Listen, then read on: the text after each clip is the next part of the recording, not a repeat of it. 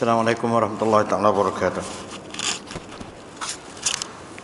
Ya, Imam Tuan Milal, sedang hadirin sekalian, kita bertemu lagi pada malam ini untuk sesi pengajian kita.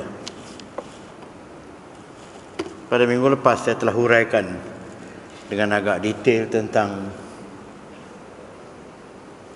fenomena semasa, yang mana banyak fenomena semasa itu kelang kabutnya ataupun berbagai-bagai perkara negatif yang berlaku di kalangan kita ialah diakibatkan oleh orang kita sendiri,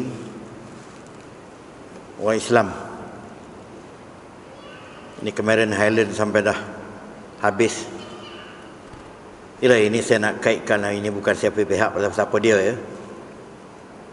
Secara umumnya, kalau dulu waktu PAS pemerintah Kedah dulu, orang kritik Ustaz Azizan kerana menggondolkan kawasan Tasik Pedu. Tapi apa yang berlaku di Cameron Highland ni saya kata berkali ganda lagi daripada itu. Ya tak? Kemudian inilah masalahnya, saling tuduh-menuduh ini. Kalau antara kita ni 2 kali 5, 5 kali 2 je. Siapa yang menguasai media lebih, maka orang itulah nampak. Inilah pada sekarang ni freedom itu diberi lebih kepada media untuk, maka suara-suara yang kita nampak macam mengkritik daripada arus pembangkang, inilah kita nampak kritik. Kadang-kadang nampak ada surat khabar tu yang macam tak ada kerja lain, kerjanya mengeluarkan benda-benda yang itu je lah. Tapi kita ambil dalam satu segi yang lain, banyak juga benda tu merupakan teguran-teguran yang selama ini benda tu macam terlindung. Sebab dalam 20 tahun dulu atau 15 tahun dulu, maklumat utamanya TV, akhbar arus perdana. Jadi terlalu one-sided beritanya tu. Ya tak? Tapi bila sekarang ni agak seimbang kebebasan ini, maka ayat boleh menilai lah hitam putih sesuatu, busuk wanginya sesuatu. Dan ini terbukti, ini pendapat saya ya, terbukti sikap rakyat di bandar tentang menilai prestasi kerajaan berlainan daripada rakyat luar bandar. Ya tak? Adakah ini kerana arus pembangkang atau tidak, saya tak tahu. Tapi mungkin orang bandar ni terdedah kepada maklumat yang seimbang kedua-dua pihak. Ya tak? Saya yakin itulah puncanya, kan? Jadi maklumat mereka yang terseimbang itu mereka terjemahkan dalam, tuan-tuan tahulah, ya tak? Itulah agak saya. Okey, cakap gitu je lah. Saya tak nak panjang-panjang. Ini BRIM pun dianggap rasuah ni. Tak tahulah. Ini berat lah. Makin berat lah. Okey. Apa yang telah saya uraikan minggu lepas, berbagai-bagai perkara yang buruk itu diakibatkan oleh orang kita, yang saya golongkan ke semua itu ialah perbuatan orang munafik. Dan orang munafik ini ialah musuh yang nombor 1 bagi orang Islam, kerana mereka ini menimbulkan berbagai-bagai pancaroba dan berbagai-bagai kerenah sejak daripada zaman Nabi sampai zaman sahabat, sehingga fitnah yang terbesar berlaku pada Sayyidina Aisyah yang mencetuskan peperangan Jamal. Apabila dikaitkan Aisyah tu dituduh, yang banyak menuduh Aisyah tu ialah Ali, Sayyidina Ali, kan. Jadi akhirnya cerita ringkasnya begini. Apabila balik dalam satu peperangan, apa saya tak ingat, Aisyah tu terlewat balik kerana dia pergi buang air kecil. Jadi kabilahnya tinggal dia, ya tak? Apabila dia berseorangan, tiba-tiba dia telah dihantar balik oleh seorang laki-laki. Dan akibat daripada situ timbul heboh, mengatakan Aisyah ni ada skandal. Katanya orang yang menuduh yang paling kuat ialah Sayyidina Ali, katanya dalam sejarah. Sehinggalah ayat Quran telah turun beberapa ayat membela kedudukan Aisyah. Tapi tidak mengaitkan dengan Ali, cuma ahli sejarah saja. Maka dengan sebab itu puncak daripada krisis ini, maka berlakulah peperangan Jamal antara pengikut Ali dan Aisyah. Peperangan itu selesai dengan ini. Inilah tuan-tuan sekalian, angkara orang munafik sejak pada zaman Nabi lagi dah tercetus. Maka ini kan pula di zaman moden yang macam-macam sekarang. Jadi sebab saya dah huraikan dengan agak, bukan panjang tapi agak banyak juga ciri-ciri munafik pada minggu lepas. Maka sebagai counter balik kepada penjelasan itu, saya akan nerangkan ciri-ciri mukmin yang tulen berdasarkan kepada perspektif Al-Quran. Jadi kalau minggu lepas saya telah menerangkan ciri-ciri munafik yang agak, saya ambil tempat-tempat yang isu yang betul-betul serius, ciri-ciri yang betul-betul serius didedahkan oleh Al-Quran. Saya ambil petik-petik macam surah Al-Mu'minun, surah Al-Munafiqun, saya tak ambil habis. Saya ambil tempat yang betul-betul Tuhan marah betul-betul, ya tak? Jadi pada malam ini saya akan counter balik, bukan counter, akan membawa balik ayat-ayat yang berkaitan dengan mukmin yang tulen. Sebagai, kalau kita kata dah munafik begini-begini, maka kita nak tengok pula mukmin yang sejati itu macam mana. Itu maksud saya. Kita mulakan dengan surah Al-Hujurat. Ini tidak mengikut, sebab ayat Quran dia bukan mengikut, oh cerita munafik dia bawa munafik sampai habis. Ini bukan akta ya. Dia terdapat di mana-mana mengikut kesesuaian konteks kandungannya. Jadi benda tu tak dapat di satu tempat, dia terdapat di berbagai-bagai tempat. Sebab itu kita kena cari mengikut. Ya, saya boleh mencarinya. Ada satu kitab khas yang ma'jam ataupun indeks mencari Al-Quran ni, saya mampulah mencari sikit sebanyak. Surah Al-Hujurat, surah yang ke-49, ayat 14 hingga 18. Saya baca ya. A'udzubillahi minasyaitonirrajim. Qalatil a'rabu amanna. Saya timah terus. Orang-orang Arab Badawi ini, mereka datang kepada Nabi, mereka mengakui, ya kami telah beriman. Qul, katakan kepada mereka, wahai Muhammad,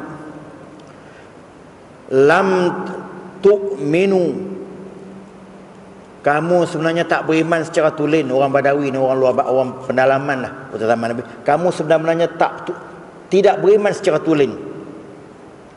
Tapi kamu katakanlah sebagai orang yang beriman. Kamu mengaku beriman tak apa, tapi kamu tak tulen lagi keimanan kamu.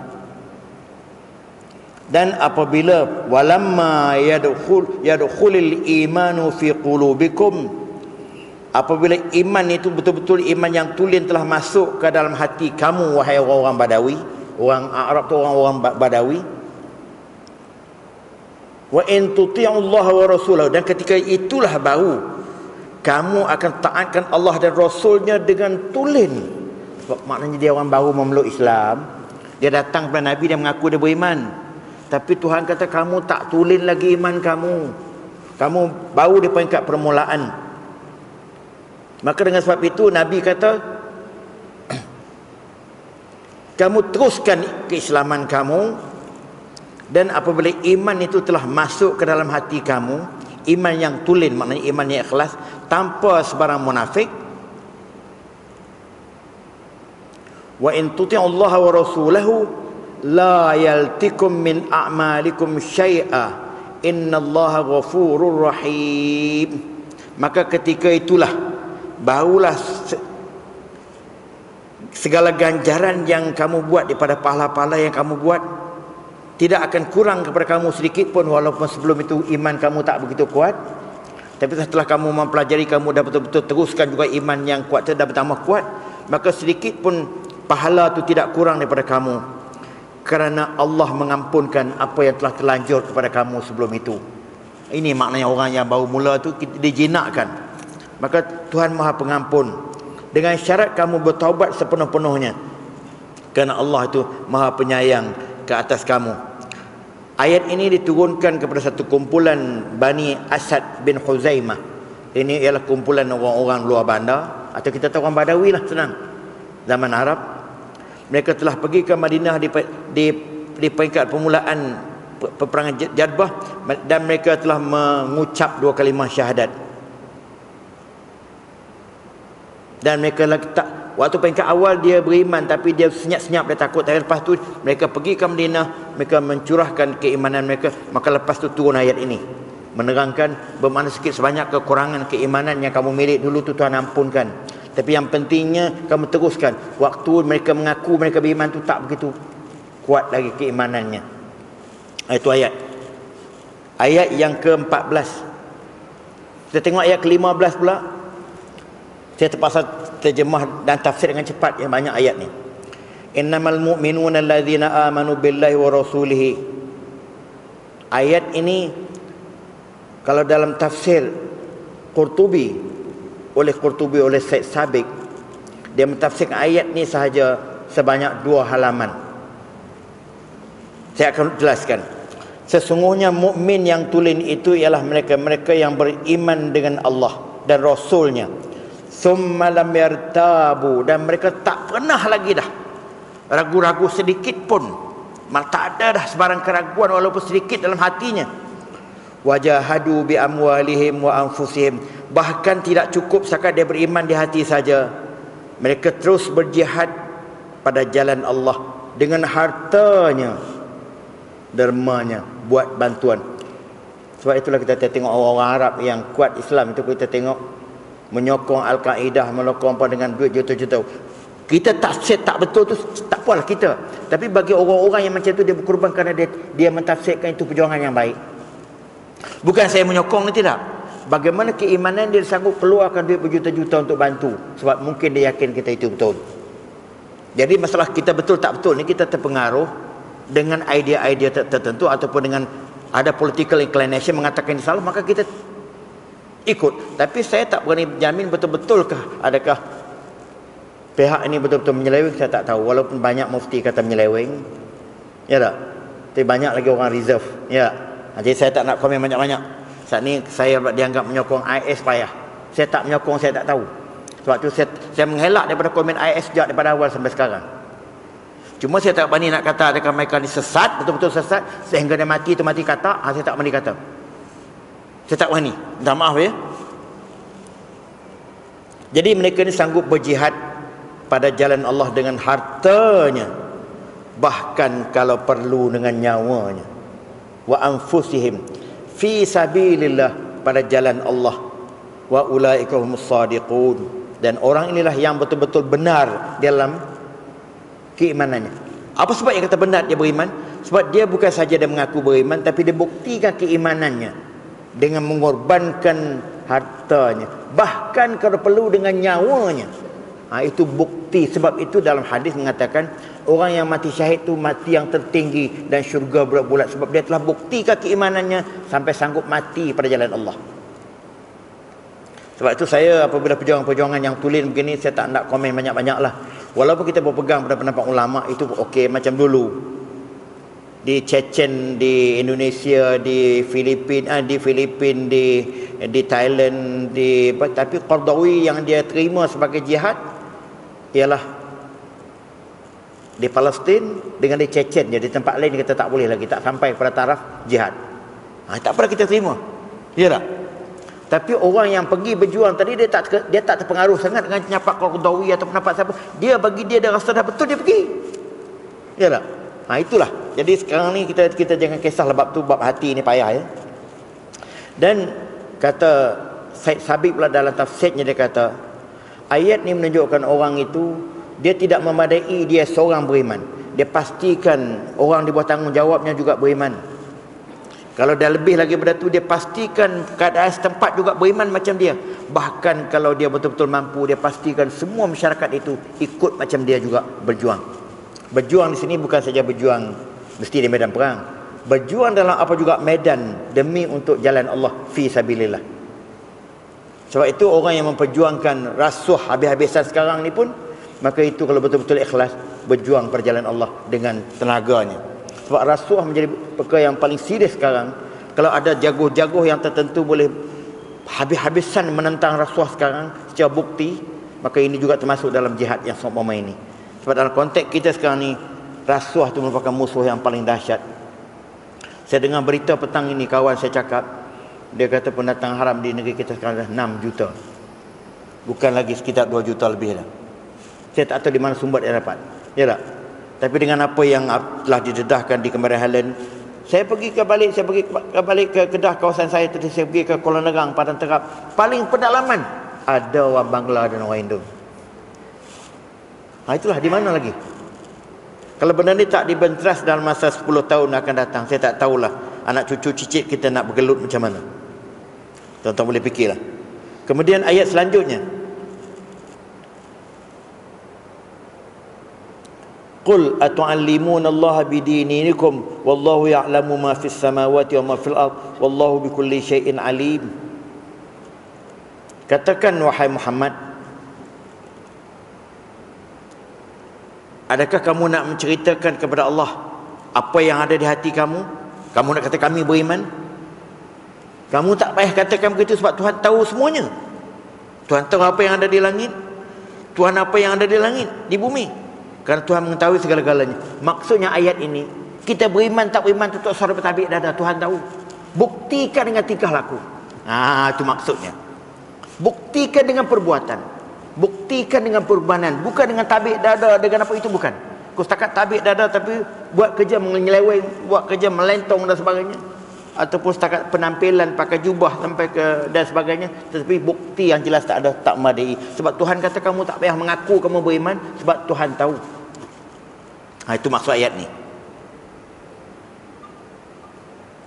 Kemudian ayat yang ke-17, lepas itu,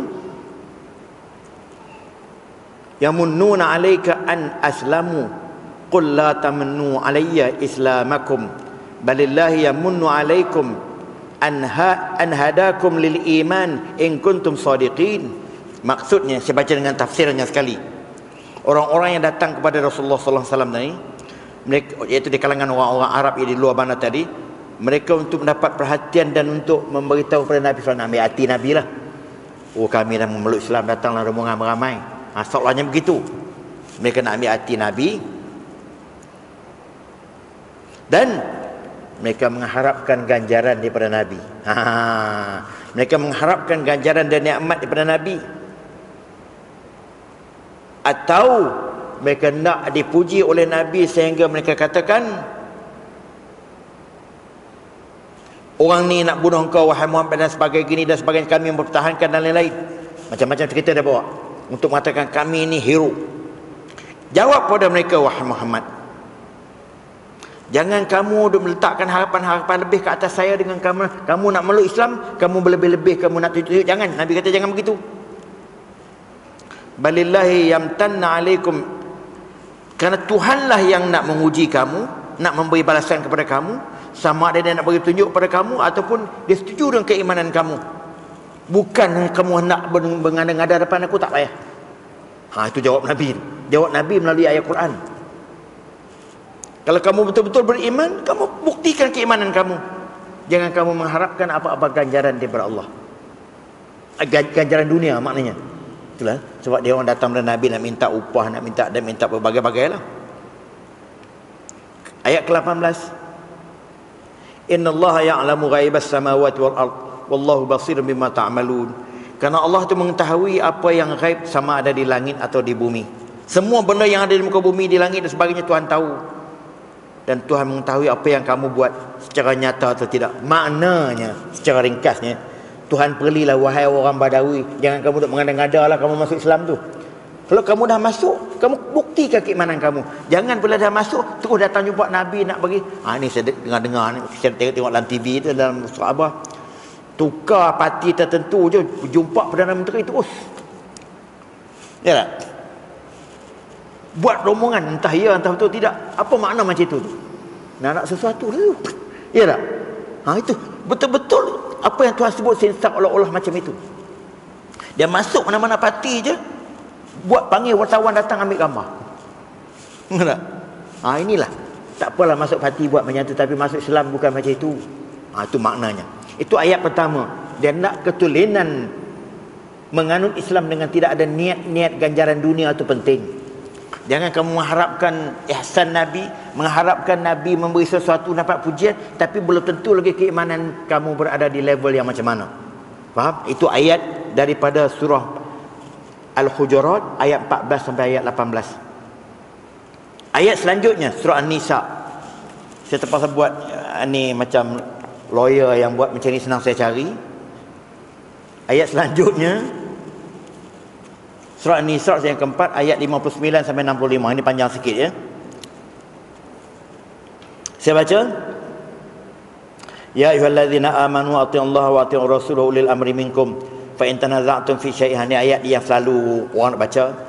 Wahai orang yang beriman, kalau kamu betul beriman, hendaklah kamu taatkan Allah dan taatkan Rasul. Taatkanlah juga pemimpin di kalangan kamu. Makna pemimpin yang bertakwa, bukan sebarang pemimpin ya. Kalau pemimpin yang derhaka kepada Allah, jangan taat. Pemimpin yang taatkan kepada Allah. Fa in tanaza'tum fi syai'in farudduhu ila Allah wa Rasul. Kalau kamu bersengketa dengan sesuatu isu atau kamu berbalah, kamu hendaklah rujuk kepada Allah dan Rasul saja. Yang pertama tadi taat dia suruh pada tiga. Allah, Rasul dan pemimpin. Dengan syarat pemimpin yang baik. Tapi bila kamu bersengketa, kamu hanya rujuk kepada Allah dan Rasul saja. Tak payah kepada pemimpin. Maknanya macam itu. Faham? Mana waktu bersengketa dia tak suruh rujuk kepada pemimpin. Dia rujuk kepada Allah dan Rasul saja. Kalau kamu beriman, in kuntum mu'minin, in kuntum tu'minuna billahi wal yaumil akhir. Kalau kamu betul-betul beriman dengan Allah dan hari akhirat. Maknanya kalau kita tak buat begitu, tak berimanlah. Mana kalau orang yang tak taatkan Allah, tak taatkan Rasul dan tak taatkan pemimpin, tak beriman. Tapi kalau dia taat kepada pemimpin yang salah pun tak beriman, atau beriman yang lemah. Dan kalau kamu bersengketa atau berselisih pendapat sesuatu perkara, hanya rujuk kepada Allah dan Rasul, jangan rujuk kepada yang lain. Sekarang ni kita rujuk kepada apa benda? Saya tak nak jawab dah ya. Kita rujuk kepada apa kalau kita bersengketa? Jadi kalau kamu beriman, mana kena rujuk kepada Allah dan Rasul saja. Allah iaitu Al-Quran, Rasul hadis-hadisnya. Zalika khairun wa ahsanu ta'wila. Itu adalah sikap yang paling baik sekali, dan tidak ada cara yang lain lebih baik daripada itu. Ayat ini turun pada Abdullah bin Huzafah yang Nabi lantiknya pergi ke Syria pada waktu itu. Ayat ini turun sebab nuzul. Dan ayat selanjutnya ayat 60. Sebab saya petik ni daripada surah ayat 59 sampai 65. Alam tara ila allazina yaz'umuna annahum amanu bima unzila ilaika wa ma unzila min qablik yuridun an yatahakamu ila at-taghut wa qad umiru an yakfuru bih wa yuridu syaitan an yudillahum dalalan ba'ida. Adakah engkau tidak lihat wahai Muhammad, orang-orang yang mendakwa beriman dengan apa yang telah diturunkan kepada engkau, yang mengaku beriman apa yang telah diturunkan kepada engkau dan juga yang diturunkan kepada nabi-nabi sebelum kau, sedangkan mereka masih nak merujuk dalam hidup mereka, urusan-urusan mereka masih nak merujuk kepada Taghut. Mengaku beriman, tapi sebarang krisis, sebarang masalah bukan dirujuk kepada Al-Quran dan hadis, tapi dirujuk kepada Taghut. Saya tak nak sebutlah apa Taghut lagi lah Saya ulang banyak kali dah. Segala benda yang menyeleweng, segala benda yang tidak tepat dengan Islam, semua Taghut. Mereka masih merujuk kepada Taghut, sedangkan mereka telah diarahkan, telah diperintahkan untuk menolak Taghut ini, tapi mereka masih merujuk kepada Taghut, tapi mengaku beriman. Maka orang-orang semacam ini, syaitanlah yang menjasatkan mereka dengan sesat-sesatnya. Sambung lagi ayatnya macam tu. Wa idza qila lahum ta'alu ila ma anzalallah wa ila ar-rasul. Apabila dikatakan kepada mereka, ayat ni sebahagiannya berbentuk munafik juga, tapi dikaitkan dengan mukmin sekejap lagi Sebab kadang-kadang dirangkaikan ayat orang munafik ni sebab dikaitkan mukmin, selepas itu Tuhan nak tolak balik. Apabila dikatakan kepada orang yang macam ini, iaitu yang suka merujuk pada benda yang Taghut walaupun mengaku beriman, kamu hendaklah, mari kita kembali beriman kepada Allah dengan apa yang telah diturunkan dan kepada Rasul. Tetapi kamu lihat wahai Muhammad, ra'aital munafiqina yasudduna anka sududa. Kamu akan dapati orang munafik ini akan terus berpaling kepala begini, akan terus menentang kau. Mengaku beriman, tapi apa usul, apa cadangan kau untuk Islam, terus mereka menjadi penentang. fa kaifa idza asabathum musibatun bima qaddamat aydihim, apabila mereka telah ditimpa apa-apa musibah, apa-apa bencana yang dilakukan oleh tangan-tangan mereka sendiri, mereka yang menjadi pengacaunya atau mereka yang buat sendiri benda itu.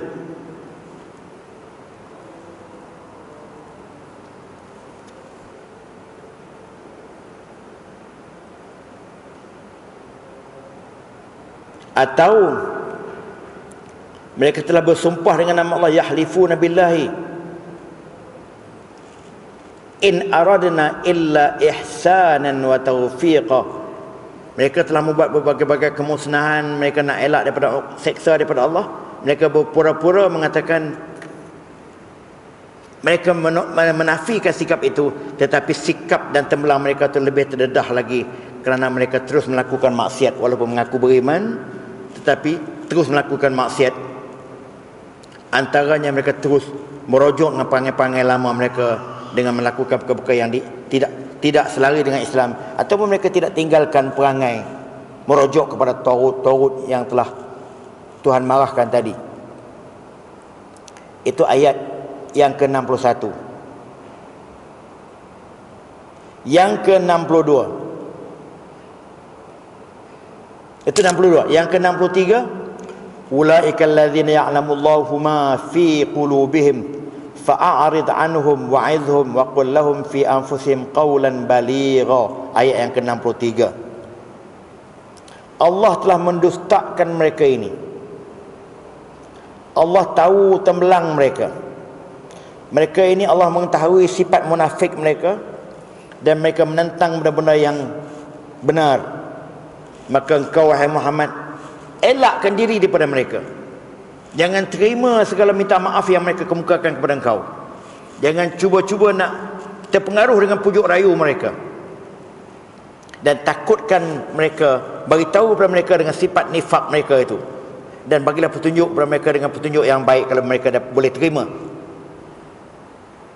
Dan katakan kepada mereka wahai Muhammad dengan berani, dengan berkesan, jangan sekali-kali kamu terpengaruh dengan pujuk rayu mereka, dan jangan sekali-kali kamu bertolak ansur dengan sikap mereka. Ayat ini Allah meminta Nabi jangan bertolak ansur dengan mereka, berterus terang dengan mereka, dan jangan terpengaruh dengan janji-janji dan berbagai-bagai perkara. Itu antara orang munafik yang datang bertemu dengan Nabi. Kemudian ayat selanjutnya, ayat ke-64.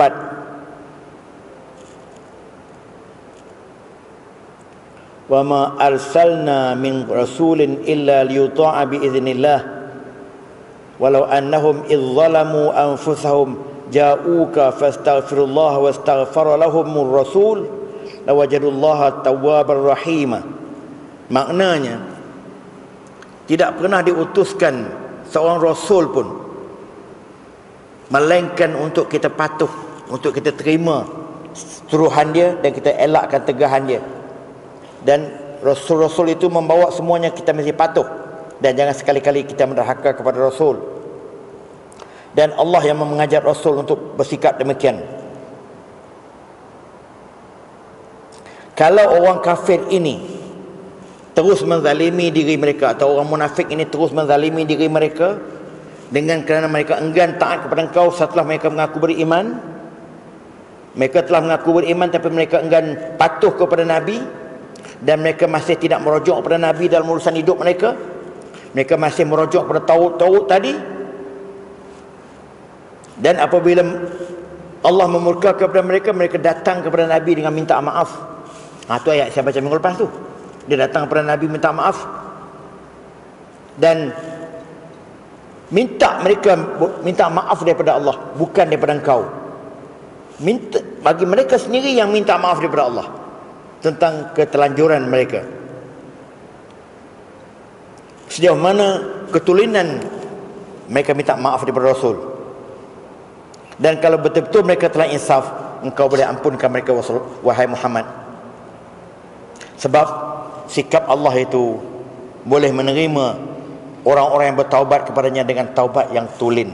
Bermakna dalam ayat ini Tuhan mengatakan, insya-Allah kalau mereka tulen insaf di atas ketelanjuran mereka, Allah akan terima segala taubat apa yang telah mereka lakukan, segala onak yang telah mereka lakukan kepada Rasulullah sebelum ini. Kemudian ayat yang terakhir yang saya nak sebut ni, fala wa rabbika la yu'minuna hatta, ayat terakhir dalam konteks ini ya, ayat yang ke-65, demi Tuhan kau wahai Muhammad, la yu'minuna hatta yuhakkimuka, mereka itu tidak dianggap beriman dengan tulen sehinggalah mereka menghakimkan kau, maknanya mereka merujuk segala masalah kepada kau supaya kau jadi hakim. Fima syajara bainahum, apa krisis yang berlaku di kalangan mereka, mereka rujuk kepada kau sepenuhnya.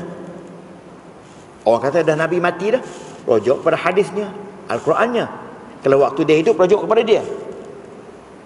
Summa la yajidu fi anfusihim haraja, dan apabila Rasulullah telah memutuskan sesuatu setelah mereka rujuk kepada Rasulullah, mereka tidak ada perasaan apa-apa lagi lah. Hatinya senang, tak ada rasa gelisah, tak ada tapi, tak ada apa lagi dah. Ini kalau rujuk pada ulama, ulama dibenterasnya. Kalau orang kata kena tanya ulama, pendapat ulama dipertikaikan.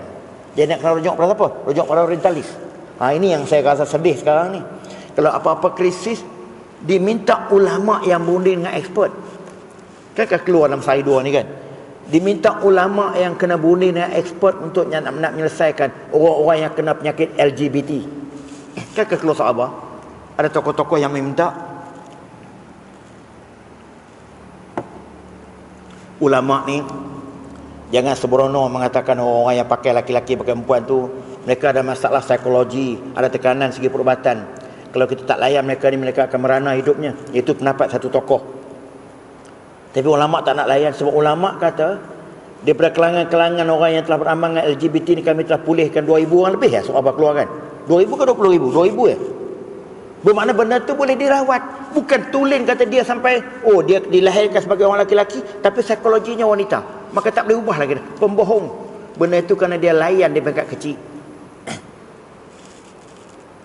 Kalau nak cakap betul-betul ni, waktu saya mengaji sekolah menengah dulu, ada budak namanya budak jambu. Budak jambu ni dia laki-laki tapi muka mirip perempuan gebunya apa gitu gini. Akhirnya orang waktu dia umur belasan tahun orang mula cium dia sebab akhirnya dia terasa macam dia perempuan dan dia disuka layan oleh orang, dia suka supaya orang laki-laki layan dia macam tu. Akhirnya orang ni memang jadi perempuan. Tu. Kalau di tempat saya dipanggil walat kuis ni bahasa Arab lah. Budak jambu, bukan Melayu kata budak jambu lah. Jadi akhirnya bukan tulen dia tu memang dilahirkan begitu. Konflik psikologi dia panggil. Sebenarnya benda tu dia layan. Jadi kalau ulama tak pasal tunduk dengan pendapat-pendapat pakar macam ni, maka ini akan membawa kepada berleluasa kahwin sejenis. Abah sebut dalam 2 kali lepas ya tak? Akan jadi begitu akhirnya. Seperti mana di barat sampai laki-laki tu nak jadi perempuan buat operation bubuh alat lain. Sejauh mana jadi atau tidak Allahu alam. Tak ada rekod lepas tu. Adakah macam itu yang kita nak masyarakat kita? Inilah masyarakat Nabi Lut. Jadi bagi orang yang beriman, apabila dirujuk pada Nabi, mereka tak petikai lagi dah. Apa saja keputusan yang Nabi buat, wala yajidu fi anfusihim haraja mimma qadaita wa yusallimu taslima. Mereka tidak ada keberatan, tidak ada keluh kesah lagi untuk terima apa yang kau putuskan wahai Muhammad, dan mereka terima sepenuhnya. Itu mukmin yang tulen. Bercanggah dengan sikap munafik yang disebut di atas. Ayat selanjutnya Surah An-Nur, surah yang ke-24, ayat 46 sampai 55.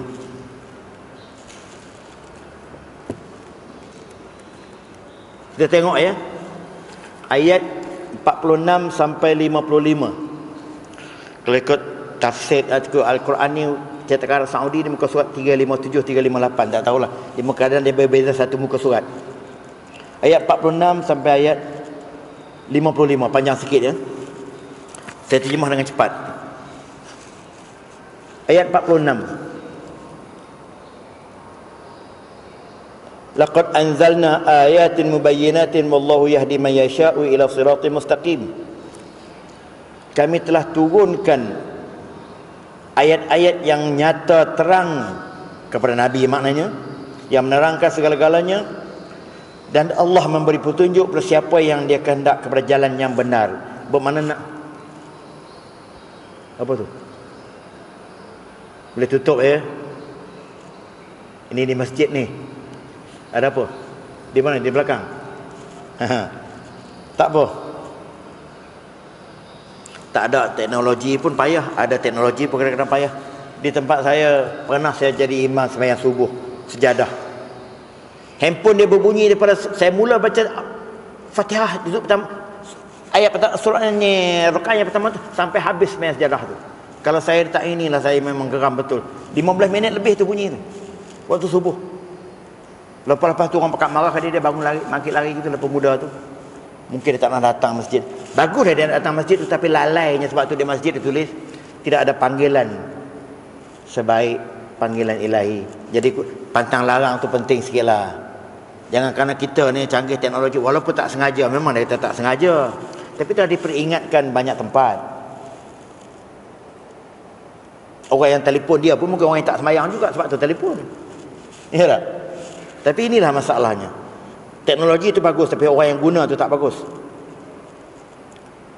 Kemudian wa yaquluna amanna billahi wa birrasul wa ata'na thumma yatawalla fariqun minhum. Maknanya ramai yang telah beriman, mereka mengatakan kami beriman dengan Allah dan Rasul dan kami patuh ke semuanya. Thumma yatawalla fariqun minhum, tetapi terdapat segelintir di kalangan yang mengaku beriman ini berpaling. Maknanya menyeleweng. Min ba'di zalika, selepas itu, setelah mengaku beriman, ada sebahagian kecil daripada mereka berpaling tadah, maknanya. Wa ma ulaika bil mu'minin, maka orang-orang macam ni bukan beriman. Orang munafik tadilah. Wa idza du'u ila Allah wa rasulihi liyahkuma bainahum. Macam mana yang kata-kata beriman tadi?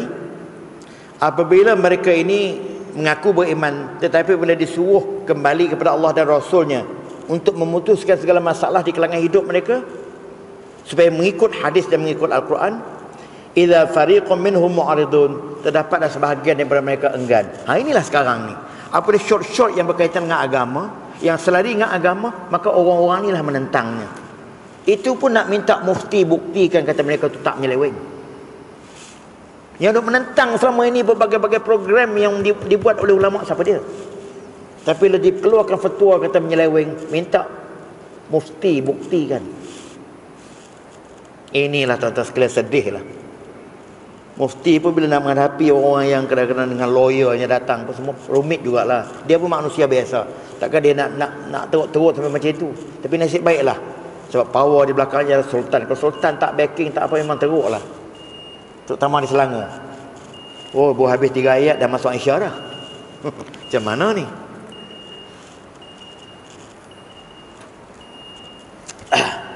Susah. Wa in yakul lahumul haqqu ya'tu ilaihi muz'inin. Apabila mereka ada kepentingan dengan Nabi, mereka datang kepada Nabi dengan penuh rendah diri, dengan penuh tawaduk. Mana ada kepentingan datang berjumpa, tak ada kepentingan itu yang berlaku. Afi qulubihim maradun, adakah di dalam hati mereka terdapat penyakit? Ni yang saya sebut penyakit minggu lepas, penyakit yang tak pernah puas hati dan tak pernah terima kebenaran. Amir tabu, atau mereka ragu-ragu di hatinya. Ini, adakah mereka betul-betul beriman atau mereka ragu-ragu? Atau mereka takut Allah akan mendedahkan segala tembelang mereka dan juga Rasulnya. Bal ulaika humuz zalimun, dan orang-orang ini adalah orang yang zalim. Jadi Tuhan sebut dah perangai orang munafik macam tu, maka Tuhan jawab orang mukmin macam mana? Ayatnya berikutnya, iaitu ayat yang ke-51, tadi 50. Innama kana qaulal mu'minina idza du'u ila Allah wa rasulihi liyahkuma bainahum an yaqulu sami'na wa ata'na wa ulaika humul muflihun. Kita nak bagi laluan azan dulu ya. Ya, silakan. Saya pun dah terlupa dah. Ya, saya sambung. Bagi orang yang betul-betul mukmin, ayat yang ke-51 ya, bagi orang yang tulen-tulen mukminnya, yang tulen keimanannya, apabila diseru kepada Allah dan Rasulnya, berseru kembali kepada Allah dan Rasulnya untuk memutuskan sebarang masalah di kalangan mereka, mereka akan kata, orang mukmin yang tulen ni, ya kami dengar dan kami patuh. Tak ada lagi lah tapi-tapi, tak ada, pada terima dengan mudah. Ya kami dengar dan kami patuh. Ya. Terus. Tak ada dah tapi, tak ada dah macam nu, tak ada putar balik dah. Apabila diseru oleh Rasul dan juga Allah untuk kembali kepada Islam yang tulen, mereka akan jawab macam tu. Maka orang inilah orang-orang yang berjaya. Wa may yuti'illaha wa rasulahu wa yakhshallaha wa yattaqihi fa ulaika humul faizun. Dan orang mukmin yang macam itu, yang patuh kepada Allah sesungguhnya, patuh kepada Rasulnya, dan hanya takutkan Allah dan bertakwa kepadanya, maka orang-orang itulah yang berjaya. Tuan guna yang ayat di atas tadi, muflihun berjaya juga, yang ke bawah ni pun al-faizun berjaya juga. Tapi orang munafik, ayat yang selanjutnya, wa aqsamu billahi jahda aymanihim la in amartahum la yakhrujunna qul la tuqsimu ta'atun ma'rufatun qul la tuqsimu ta'atun ma'rufatun innallaha khabirun bima ta'malun. Ayat yang berikutnya, surah ayat yang ke-53, dan hendak mereka iaitu orang munafik ini bersumpah dengan nama Allah, dengan sumpahan yang seriuslah nampak pada lahirnya.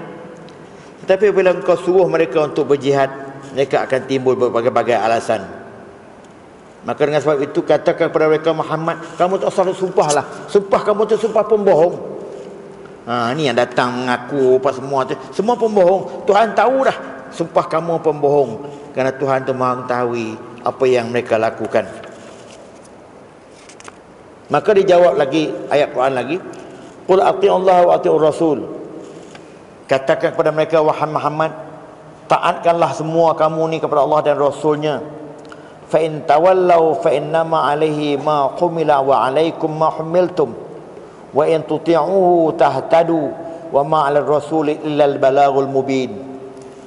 Katakan kepada mereka, wahai Muhammad, kepada orang munafik ini dan juga orang lain sekutu dengan dia, taatlah kamu kepada Allah dan Rasulnya dalam semua perkara dengan taat yang betul-betul tulen, zahid dan batin. Kalau kamu menyeleweng daripada apa yang disuruhkan oleh Allah itu, Nabi tidak ada apa-apa peranan, melainkan Nabi hanya menyampaikan apa yang disuruh kepada dia. Dia tidak lebih daripada itu. Dan kamu, wahai orang munafik, disuruh untuk taat kepada Nabi. Kalau kamu taat kepada Nabi dan Rasulnya dalam segala titah perintahnya, maka kamu telah mendapat petunjuk kepada jalan yang benar dan jalan yang baik. Maka kamu akan berjaya di dunia dan di akhirat. Kerana Rasul itu tidak lebih hanya sekadar menyampaikan. Maknanya peranan. Sebab itu saya tengok, apabila berlaku pergeseran antara ulama sekarang dengan golongan-golongan yang kita boleh katakan golongan munafik ini, kalau kita hanya refer kepada, sikit-sikit nak buat hukuman, sikit-sikit nak tangkap, sikit-sikit hukum, tak boleh menyelesaikan juga. Yang perlunya dakwah yang berkesan, perbincangan. Tapi masalahnya, adakah orang-orang ini boleh menerima dakwah? Itu satu masalah. Sebab kalau golongan-golongan itu golongan-golongan kecil-kecil, golongan-golongan ajaran-ajaran sesat, apabila pihak JAKIM, pihak JAIS panggil bonding, panggil kaunseling, mereka pulih balik. Tapi kalau kumpulan-kumpulan para profesional yang hebat-hebat tu, yang keluar dalam sahabat semua tu, mana mereka nak pergi nak dengar segala ceramah-ceramah agama ni? Ini masalahnya. Tapi yang jadi masalahnya, suara mereka itu menguasai media. Inilah yang jadi masalah, tuan-tuan sekalian. Kemudian Tuhan sebut lagi lepas pada itu, wa'adallahu alladhina amanu minkum wa 'amilus solihat liyastakhlifannahum fil ardi kama istakhlafa alladhina min qablihim wa liyumakkinanna lahum dinahum alladhi irtada lahum wa liyubaddilannahum min ba'di khawfihim amna ya'budunani la yusyrikuna bi syai'a wa man kafara ba'da dhalika fa ulaika humul fasiqun. Panjang sekali ayat ni. Saya tafsirkan mengikut apa yang dalam tafsir ini. Allah berjanji kepada orang yang betul-betul beriman dengan Allah dan Rasulnya di kalangan kamu, wahai Muhammad, dengan janji yang cukup kuat, iaitu Allah menjadikan orang yang betul-betul beriman ni khulafa atau pengganti atau orang yang memerintah, yang mentarbit di alam ini dan akan menguasai pemerintahan dengan baik, seperti mana yang telah dilakukan oleh pemimpin-pemimpin yang terdahulu daripada kalangan-kalangan Bani Israel yang dulu. Mereka menguasai dunia, yang telah menjatuhkan Fir'aun.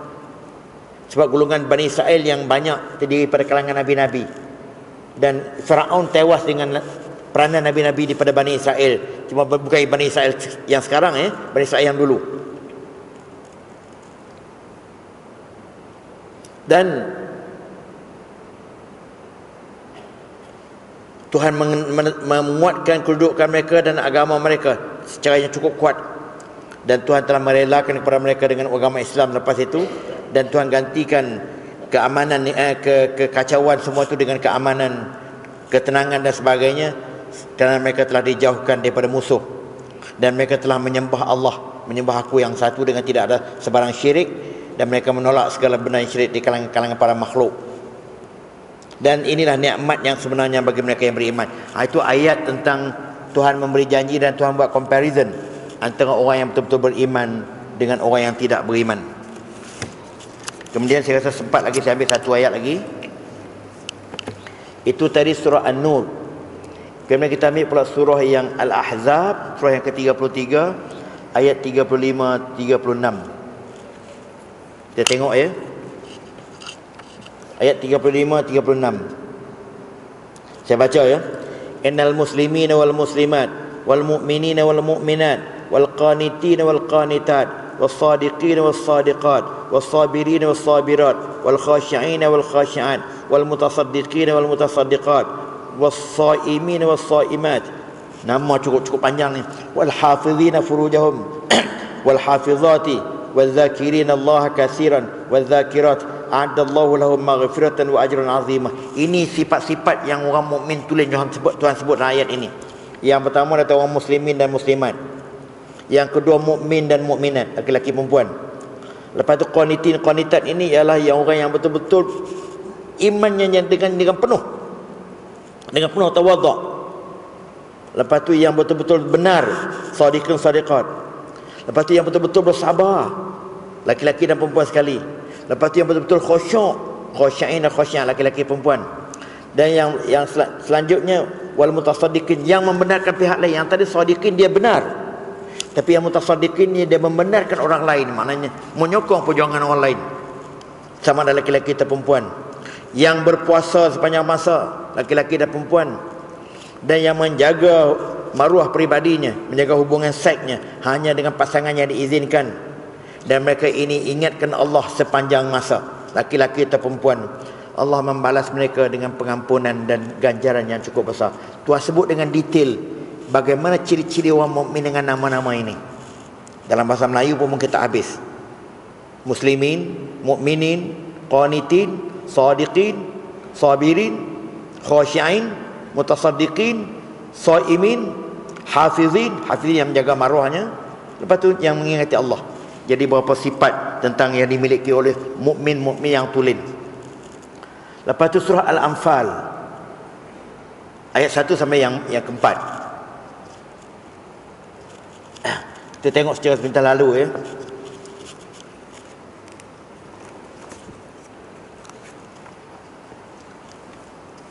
Ayat yang pertama sampai ayat yang keempat. Yas'alunaka 'anil anfal. Orang Islam zaman itu bertanya kepada Nabi tentang bagaimana nak dilakukan terhadap harta rampasan. Qulil anfalu lillahi war rasul fattaqullaha wa aslihu. Jawablah kepada mereka wahai Muhammad, urusan pembahagian harta rampasan itu ialah urusan Allah dan Rasul. Jangan mereka berjuang untuk nak harta rampasan. Serahkan kepada Allah dan Rasul. Mana Tuhan tegur sikap orang yang berjuang pada zaman itu, dia nak harta rampasan. Kalau sekarang ni mungkin balik daripada perjuangan tu dapat hadiah itu, dapat hadiah ni, dapat pangkat. Tapi zaman dulu balik daripada berjuang ialah harta rampasan. Fattaqullah, bertakwalah kamu kepada Allah, jangan mengharapkan balasan. Wa aslihu zata bainikum, kamu damaikanlah hubungan di kalangan kamu. Maknanya waktu tu perebutan nak dapat harta rampasan sikit sebanyak telah menimbulkan clash. Maka Tuhan kata kamu damaikan di kalangan kamu, jangan cari bergaduh dengan benda ni. Wa ati'allahu wa rasulahu, dan kamu naklah taatkan Allah dan Rasulnya jika kamu betul-betul beriman. Maknanya jangan bertikai tentang masalah harta rampasan. Jangan kamu pergi berjuang dengan benda-benda begitu sehingga kamu bergaduh. Yang pentingnya kamu bertakwa kepada Allah, serah kepada Allah dan Rasul untuk menyelesaikan benda itu. Ada sikap mudah menerima keputusan yang berasaskan pada agama. Kemudian innamal mu'minuna alladzina idza dzukirallahu wajilat qulubuhum. Mukmin yang tulen itu ialah mereka-mereka apabila disebutkan saja nama Allah, hatinya menjadi gemetar. Maknanya kadang-kadang dia nak marah pun ingatkan Allah, encik, tak jadi nak marah. Sebab saya pernah dengar cerita seorang perempuan bila dia nak dirogol seorang lelaki.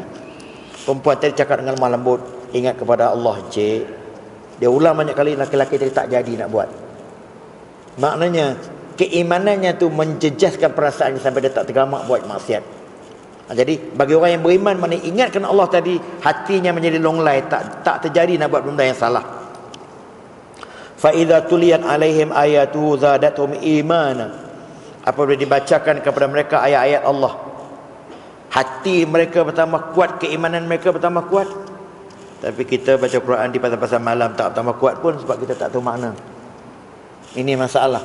Sebab tu kita tengok orang Arab, kalau kita pergi sembahyang tarawih di negeri dia, dia tidak payah ada ceramah, dia tak payah ada tazkirah celah-celah tu, tapi mereka boleh menangis mendengar khutbah.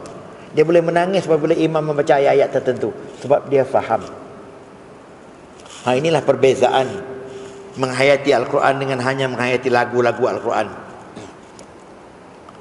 Wa ala rabbihim yatawakkalun, dan orang-orang yang macam ini ialah mereka hanya bertawakal kepada Allah sahaja. Ayat selanjutnya tentang orang yang beriman ini, allazina yuqimuna as-salata wa mimma razaqnahum yunfiqun. Orang yang beriman yang tulen ini juga yang mendirikan sembahyang dengan penuh dan membelanjakan harta mereka cara yang betul, sama ada beri zakat atau bersedekah atau berinfak secara yang baik. Ulaika humul mu'minuna haqqan. Itulah mukmin-mukmin yang tulen yang sebenarnya. Iaitu apa dia? Yang berdamai di kalangan mereka, tak berebut harta rampasan, sebut saja Allah, hatinya menjadi lunglai. Mereka bertawakal hanya kepada Allah, hanya mendirikan sembahyang dengan baik, membelanja harta yang baik. Maka itulah mukmin-mukmin yang tulen. Lahum darajatun 'inda rabbihim. Bagi orang-orang yang macam ini mempunyai kedudukan yang tinggi di sisi Tuhannya. Wa maghfiratun wa rizqun karim, dan mendapat pengampunan dan rezeki yang banyak daripada Tuhannya. Itu Tuhan ceritakan bagaimana orang mukmin yang tulen macam itu keadaan dia. Saya tambah lagi satu ya. Ada dua lagi ayat. Surah Al-Mu'minun. Surah Al-Mu'minun. Kita tengok ya. Surah Al-Mu'minun.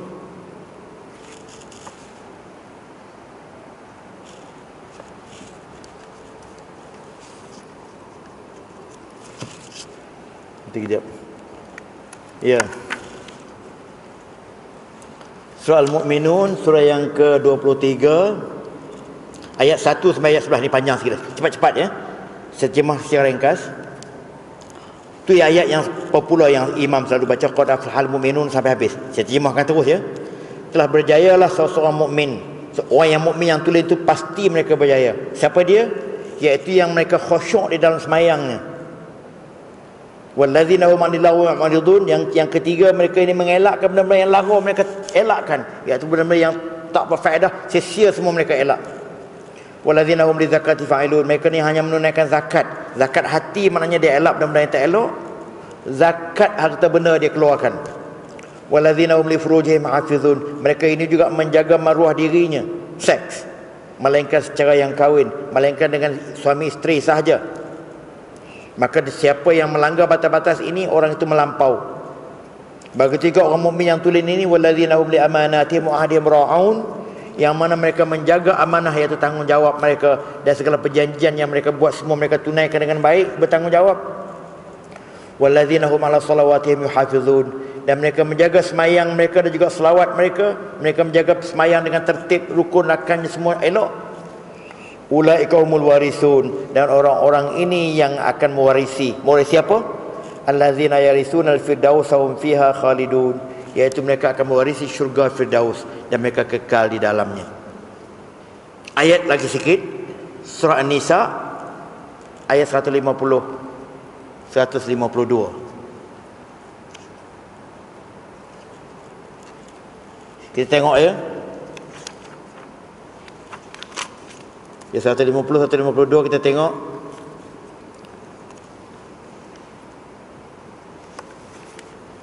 Surah Nisa. Ya. Yang pertamanya,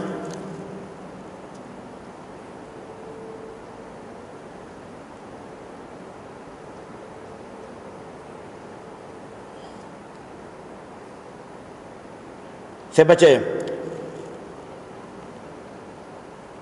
walladzina amanu billahi wa rusulihi wa lam yufarriqu baina ahadin minhum ulaika sawfa yu'tihim ujurahum wa kana Allahu ghafurur rahim. Saya ambil ringkas iaitu ayat yang 153 yang 152 terus. 151 tadi Tuhan sebutkan orang munafik ini dia suka membezakan nabi ini, kemudian mereka mengambil cara yang mudah, dia percaya separuh tak percaya separuh. Maka dengan sebab itu Tuhan marah, orang ini ialah orang yang betul-betul kafir. Ulaika humul kafirun haqqan. Manakala orang yang mukmin yang tulen pula ayat yang berikutnya, walladzina amanu billahi wa rusulihi wa lam yufarriqu baina ahadin minhum. Orang yang betul-betul beriman ini dengan Allah dan Rasulnya, mereka tidak membezakan antara nabi dengan nabi, dan mereka akan dibalas dengan balasan yang cukup baik kerana Allah itu Maha Pengampun. Kemudian penghabisan sikit saja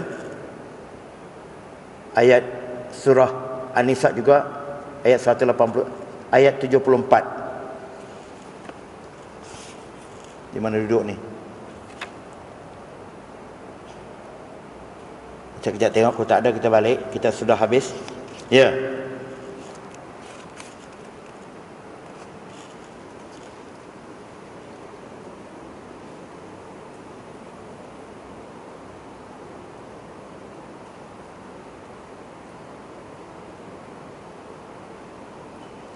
Orang mukmin yang tulen ini dalam ayat 74 surah An-Nisa juga, iaitu falyuqatil fi sabilillahi alladhina yashruna alhayata ad-dunya bil akhirah wa man yuqatil fi sabilillah fayuqtal aw yaghlib fasawfa nu'tihi ajran 'azima. Iaitu kalau orang munafik ini tidak dibunuh pun, mereka ni akan menimbulkan berbagai-bagai masalah. Tetapi orang yang betul-betul mukmin yang tulen, mereka akan berjuang perjalanan Allah. Mereka akan mengorbankan kepentingan diri, mereka tolak kehidupan dunia demi akhirat, dan mereka lebih mementingkan ganjaran akhirat lebih daripada ganjaran dunia. Dan sesiapa yang sanggup berjuang untuk meninggikan kalimah Allah dan syariatnya, maka orang ini mati syahid. Maka dengan sebab itu saya mendengar ada 1-2 orang yang saya sempat jumpa, memang dia niat pergi ke Syria, niat nak mati syahid. Dia kata bukan senang nak dapat mati syahid. Dia memang dia cadang pergi nak mati, tapi dia bukan nak bunuh diri, tapi memang dia takut, dia berjuang, dia tak akan takut lagi dah. Macam itu. Masalah betul tak betul kita tak tahu, serah pada Tuhan, tapi itu sikapnya. Jadi dia nak ganjaran syurga kepada orang mati syahid itu, sehingga dia tolak segala ganjaran dunia. Kita memandang dalam perspektif berlainan ini masalah tuan-tuan sekalian, sebab kita tak nak elak payah. Sebab benda-benda ini bagi orang yang sanggup mati dan sanggup berjuang, dia akan fikir macam lain. Kita ni yang agak penakut ni fikir macam lain. Cuma sejauh mana perjuangan itu betul tak betul, maka kita dengarlah pendapat-pendapat ulama yang berbagai-bagai, maka terpulang pada kita. Kalau kita rasakan itu tak betul, kita jangan pergi. Tapi kalau rasa betul, masalah juga tu, kalau rasa betul maka akan dikaitkan. Maka kita terlalu mudah untuk masuk kepada kumpulan-kumpulan yang telah dilabelkan oleh dunia sebagai pengganas IS, yang sebenarnya kita tak pastikan, tetapi kita bimbang apabila telah dilabelkan oleh dunia sebagai pengganas. Ulama pun ramai telah kata gitu. Maka orang yang pergi ni, walaupun dia niat tulen dan sebagainya, Allah sajalah yang mendapat menilai. Saya nak katakan benda itu betul-betul menyeleweng, saya tak pandai juga sebab masalah hatinya, dan situasi yang sebenarnya berlaku kita tak tahu. Itulah saja. Sebagai sikap saya yang agak reserve ini, saya pun takut juga bila dirakam ni nanti dianggapkan saya ini penyokong AIS atau tidak. Tapi tidak, saya tak tahu sebenarnya apa AIS, dan selama ini pun saya hanya berpegang dengan pendapat-pendapat berbanyak pihak, dan juga termasuklah para ulama yang menganggap mereka ini ialah pejuang-pejuang yang sesat dan sebagainya. Kalau betul-betul sesat, maka orang yang pergi itu mati katak ajalah. Tapi kalau tak sesat, wallahu a'lam. Jadi inilah masalah tuan-tuan sekalian. Sebab susahlah kita nak nilai dengan tepat sejauh mana. Sebab itu sambutan kepada gerakan ini di Timur Tengah katanya terlalu kuat, sehingga penganut-penganut Islam yang baru daripada Eropah pun sanggup datang. Ya tak? Jadi itulah jadi masalah yang jadi kebimbangan. Tapi sebab kita ni berada di bawah pengaruh, dengan kata lain pengaruh barat, yang telah melabelkan benda itu sebagai pengganas, dan asas untuk kata pengganas pun banyak, maka kita tak usahlah terima, sebab banyak lagi perjuangan lain yang patut didahulukan. Saya reserve mengatakan tak pasti keadaan sebenarnya macam mana, tetapi banyak lagi perjuangan lain yang patut didahulukan daripada nak mati secara mudah, nak pergi ke Syria dan sebagainya. Itu sajalah pendirian saya. Sekian, wabillahi taufiq wal hidayah.